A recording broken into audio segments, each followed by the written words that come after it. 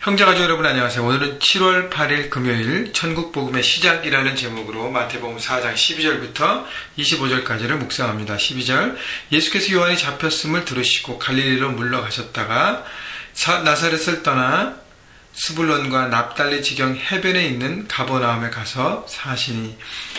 자, 예수님은 세례 요한의 잡힘을 들으셨습니다. 이제는 내가 본격적으로 사역해야겠다라고 그 때를 파악하시고 시작했어요. 예수님은 세례 요한과 사역이 겹치는 것을 원하지 않으셨고, 세례 요한이 자신의 어떤 때에 충분하게 예수님의 오심을 준비하는 그 모든 일들을 하기를 예수님은 기다리셨던 것 같아요. 그래서 갈릴리로 계셨다가 그곳에서 원래 고향이던 나사렛을 떠나서 이제 본격적으로 사역하기 위해서 첫 번째 가시는 것이 가버나움이었습니다. 스불론과 납달리 지경의 해변, 그러니까 갈릴리 지역이죠. 여러분 보세요. 세상의 기준으로 봤을 때는 예수님은 어딜 먼저 가야 돼요?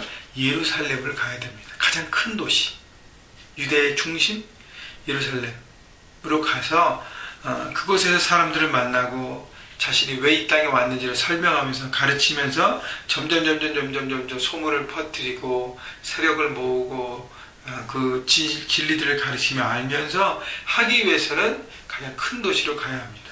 그것이 세상적인 기준이에요. 여러분 비즈니스를 시작했다고 합시다. 어디로 가서 하려고 그래요? 큰 도시에 가려고 그러잖아요. 거기에 많은 어떤 그 기회들이 있기 때문에. 여러분 예수님은 그래서 예루살렘을 생각하지 않았습니다. 그럼에도 불구하고 그 다음에 또 세상적인 기준을 볼 때는 여기는 나와 있지 않지만 갈릴리 호수 지변의 가장 큰 도시는 디베랴라는 도시가 있었습니다.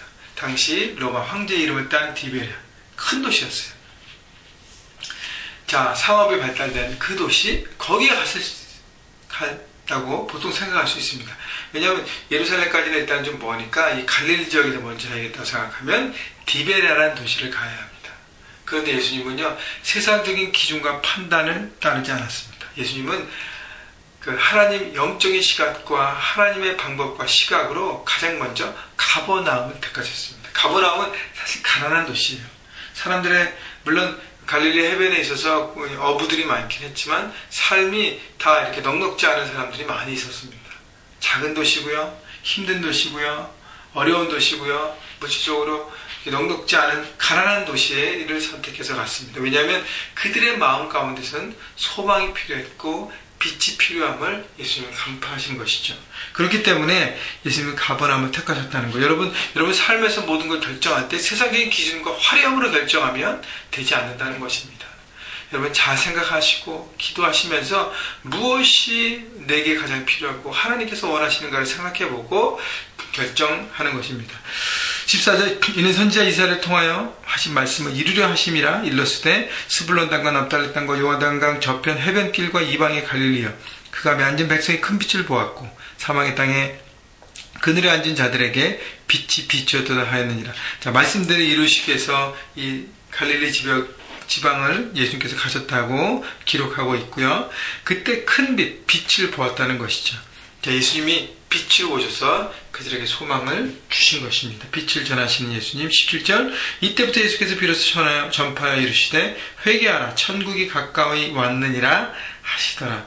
자, 천국 복음, 결국 하나님 나라를 시작하게 하신 그 선포하신 예수님의 사역이 본격적으로 시작됩니다. 18절 갈릴리 해변에 다니시다가 두 형제 곧 베드로라 하는 시몬과 그 형제 안드레가 바다에 금을 던지는 것을 보시니 그들은 어부라. 19절 말씀하시되 나를 따라오라. 내가 너희를 사람을 낚는 어부가 되게 하리라 하시니 그들이 곧 그물을 버려두고 예수를 따르니라. 자, 예수님은 베드로 안드레를 부르실 때 베드로 안드레가 뭐하고 있었죠?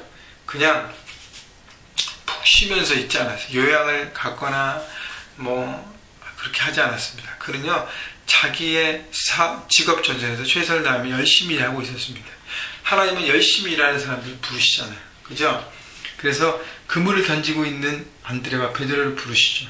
근데 예수님의 초청은요, 19절에 나를 따라오라 라고 말씀하십니다. 여기서 말하는 나를 따라오라는 것은 삶의 주인을 바꾸라는 거예요.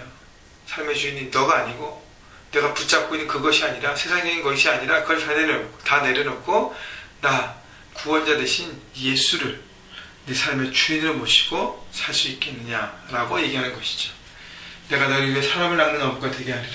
여러분께서 먼저 구원을 받게 하시고 주님은 우리 구원받은 자에게 제자가 되기를 원하십니다. 그리고 제자는 사명자예요. 사람을 낚는 어부. 그래서 영혼을 살리는 것. 여러분 다 구원받았잖아요. 여러분 다 하나님의 제자로서 부르심을 받고 훈련받고 있잖아요. 그럼 여러분의 가장 큰 관심이 뭐예요? 사람을 낚는 어부예요. 영혼들에 대한 관심입니다. 한 영혼 한 영혼, 특별히 여러분 교회, 우리 형제교회 안에 한 영혼 한 영혼이 올바로 예배하고 올바로 서 있는가 여러분 생각해 보십시오.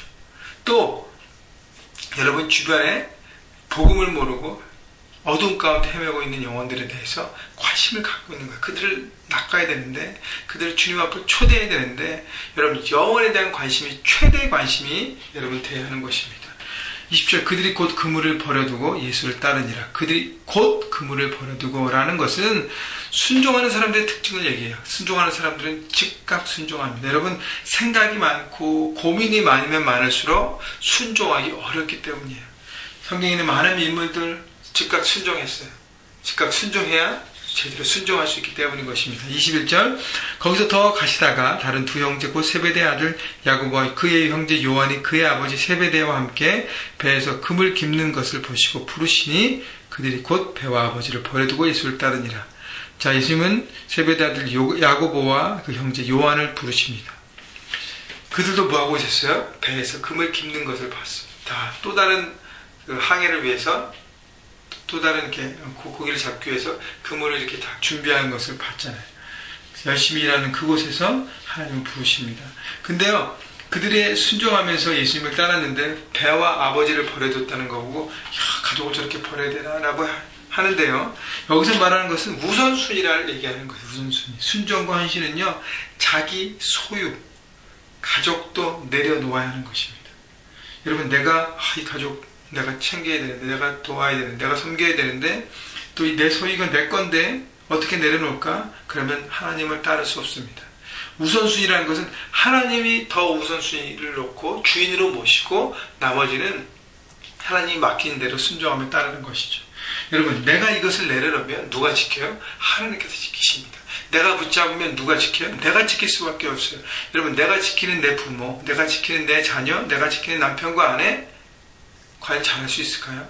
아니에요. 하나님이 지켜야지만 제대로 할 수 있습니다. 내 소유도 마찬가지. 내가 지키려고 하면 제대로 지킬 수 없어요. 근심과 걱정뿐입니다. 내려놓고 주님을 따르면 주께서 지키게 하신다는 것이죠. 그래서 우선순위를 하나님은 말씀하시는 것입니다. 23절 예수께서 온 갈릴리에 두루 다니시사 그들의 회당에서 가르치시며 천국 복음을 전파하시며 백성 중에 모든 병과 약한 것을 고치시는 예수님의 지상 사역에 세 가지 집중된 것을 볼 수 있습니다. 하나는 티칭, 가르치시는 것, 두 번째 프리칭, 복음을 전파하시는 것, 세 번째 힐링, 고치시는 것입니다. 말씀을 가르치시고 복음을 전하시고 그리고 개인적으로 한 사람 한 사람을 고치시고 치유 회복해야 하시고 결국 공동체와 사회와 나라를 고치시는 힐링 사역을 말씀하십니다. 그래서 저희 교회도 이 세 가지를 바라보고 우리도 집중해서 이 모든 부분을 하려고 굉장히 많이 생각하고 준비하고 있습니다. 여러분, 이 모든 것 중에 여러분 인볼브가 되셔서 섬기시고 훈련 받으시고 또 나누시고 하는 부분들이 돼야 되고요. 교회 안에 이 모든 것이 없다면, 다 포함되지 않는다면 교회는 건강하지 않는 것이죠. 자, 그런데요, 세 번째 힐링인데 24절에 그의 소문이 온 수레에 퍼진지라 사람들이 모든 앓는 자, 각종 병에 걸려서 고통당하는 자, 귀신 들린 자, 간질하는 자, 중풍병자들을 데려오니 그들을 고치시더라. 예수님은 병 고침으로 병만 고치는 게 아니에요. 그 무너진 그들의 마음. 여러분, 당시에 병을 받은 이렇게 죽을 병과 고칠 수 없는 병을 가진 사람들은 사회로부터 가족으로부터 격리돼서 신으로부터 버림받은 자, 저주받은 자라서 마음과 고통, 외롭게 사는 사람들이었습니다. 그들을 고쳐줬다는 것은 그들의 마음을 회복시키시고 영혼을 만지시고 다시 사람과의 관계가 회복되도록 예수님이 도우신 것이죠. 예수님의 터치 사역입니다. 한 영혼을 생각하고 그들의 필요에 따라서 예수님이 채우신 것. 그래서 많은 영혼들을 고치신 거예요. 그리고 사람들에게 복음에 대해서 들을 수 있는 귀와 마음을 열게 하신 것이죠. 여러분, 그래서 한 사람을 우리가 섬기고 주님 앞에 초대할 때 그 사람의 필요가 뭐고 그 사람이 뭐 때문에 가장 어려운가를 보셔야 합니다. 그리고 그거를 섬기고 그걸 돕고 그걸 기도하면서 함께 나갈 때 그들의 마음이 열리고 그들이 주님 앞에 와서 복음을 받아들이고 하나님의 사람이 되는 것입니다. 여러분, 그래서 힐링 사역이 그런 면에서 너무너무 중요한 것이죠.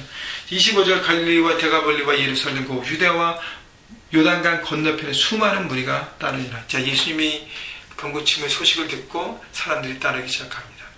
여러분, 그래서 물론 이 사람들은 병고침에 관심이 있지만 예수님의 목적은요, 힐링을 통해서 복음을 받아들이게 하고 천국 복음, 하나님 나라가 도래되고 시작됐음을 바라보고 말씀의 기준으로 이전과 다른 삶을 하나님은 기대하시고 바라보시고 공생애를 시작하는 것이죠. 여러분은 말씀을 보면서 주님께서 이 땅에 오셔서 어떤 기준과 어떤 모습으로 사셨는지를 생각해 보시고, 과연 나는 이 제자들이 순종하고 나갔던 것처럼 내 것을 아직도 붙잡고 있는가, 아니면 내려놓고 하나님을 따르고 있는가 바라보면서 우선순위를 여러분 생각해 보시고, 오늘 하루도 내가 어떤 우선순위를 가지고 살아야 될지를 생각해서 주님을 온전히 따르시는 제자로서의 삶을 살아가시기를 주님의 이름으로 축원합니다.